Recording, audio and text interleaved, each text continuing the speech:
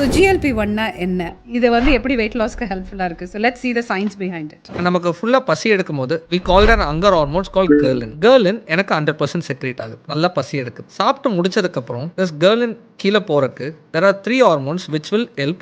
அந்த group of hormones பேர் இன்க்ரிட்டின்ஸ்னு சொல்லுவோம். CCK and peptide Y and GLP-1. இதில் இந்த 3 ஹார்மோன் ஜாஸ்தியாக செக்ரேட் ஆகும்போது இது காசஸ் செட்டைட்டி. அதனால் இந்த 3 ஹார்மோன் பேர் நம்ம குலக்கில் சொல்லி செட்டைட்டி ஹார்மோன், போதும்னு சொல்லக்கூடிய ஹார்மோன். இது ஜாஸ்தியாக செக்ரேட் ஆனதான் இந்த கேர்லின் கீழே போகும். இப்போ இதை பேஸ் பண்ணி தான் இந்த GLP-1 மாலிகுலாக செப்பரேட் பண்ணி எடுத்தாங்க, எனக்கு பசியை கம்மி பண்ணுறதுக்கு, அதாவது போதும்னு சொல்கிறதுக்கு. சரி, ஏன் நார்மலாக இருக்கிறவங்களுக்கு அப்போ இதை கொடுக்கலாமா? நம்ம நார்மல் விசரல் ஃபேட் பர்சன்டேஜ் நார்மலாக இருக்கிறவங்களுக்கு இந்த கேர்லினும் இந்த இன்க்ரிட்டன்ஸும் நார்மலாக செக்ரேட் ஆகும். ஆனால் there are many studies saying that எப்போ நம்ம க்ரானிக் ஃபேட் பர்சன்டேஜ் ஜாஸ்தி ஆகுதோ இந்த ghrelin secretion will again 20-30% secrete ஆகிட்டே இருக்கும். Malfunction of the gut hormones. அதனால தான் கிரேவிங் வர ஆரம்பிக்கும்.